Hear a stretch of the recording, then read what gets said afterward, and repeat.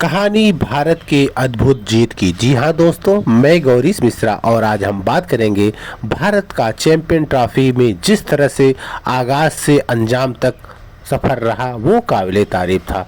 शुरू से ही Bharat champion trophy में फेवरेट थी और अंत में भी जिस तरह से भारत ने प्रदर्शन किया वह अद्भुत था। कुल मिला जुला करके भारत इस जीत की वास्तव में हकदार थी, क्योंकि भारत निस्संदेह सबसे अच्छा क्रिकेट खेल रही थी।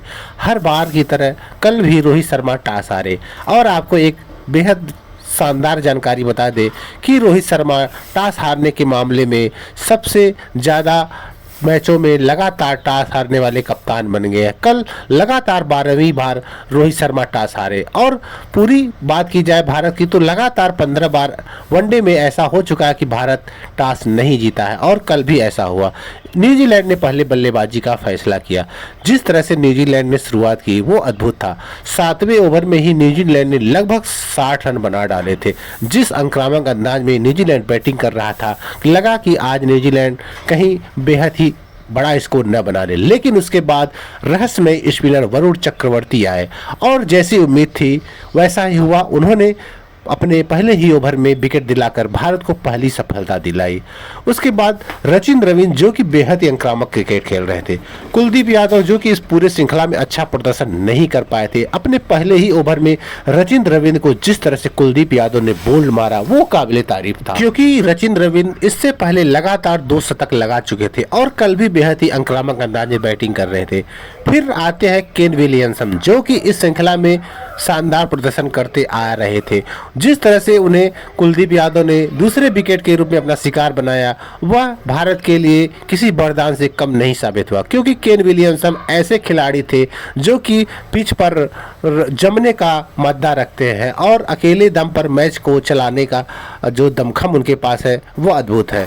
हालांकि विलियमसन के आउट होने के बाद न्यूजीलैंड लगातार अंतराल पर विकेट खोता रहा और उसके बल्लेबाज भारतीय स्पिनरों का जो उनके दिमाग में हौबा बैठा था उससे पार नहीं पाए और लगातार अंतराल पर न्यूजीलैंड का विकेट गिरता रहा और उनकी बैटिंग भी काफ़ी स्लो होती गई। अंत में न्यूजीलैंड के ऊपर दबाव बनता गया। भला हो ब्रेसवेल का जो कि अंत में बेहद ही शानदार बल्लेबाजी करते हुए कुछ आक्रामक स्टोर खेल करके न्यूजीलैंड को 251 तक लड़ने के स्कोर तक पहुंचाया, जहां से कि न्यूजीलैंड फाइट कर सकता है। हालांकि न्यूजीलैंड अच्छा फाइट किया भी, लेकिन अंततोगत्ता उसे हार का सामना करना पड़ा। जब भारत बैटिंग करने आई तो रोहित शर्मा ने शुरू से ही बेहद ही आक्रामक रुख अख्तियार किया, जैसा कि वो पहले के मैचों में भी करते आ रहे थे। लेकिन कल रोहित शर्मा मानो ये ठान के आए थे कि आज मैच जिताकर ही चलना है। हालांकि वह शतक नहीं बना पाए और एक गैर जिम्मेदाराना शॉट खेलकर आउट हुए, लेकिन तब तक वो अपना काम कर चुके थे। जिस तरह से उन्होंने न्यूजीलैंड के बॉलरों की धज्जियां उड़ाई वो काबिले तारीफ था। उसके बाद कल विराट कोहली का बल्ला हालांकि नहीं चल पाया, लेकिन जिस तरह से अक्षर पटेल इस पूरे टूर्नामेंट में भारत के लिए नंबर 5वें बल्लेबाजी की वो अद्भुत था। फिर उन्होंने एक बार श्रेयस अय्यर के साथ एक बेहद मजबूत साझेदारी करके भारत की जीत सुनिश्चित करवा दी।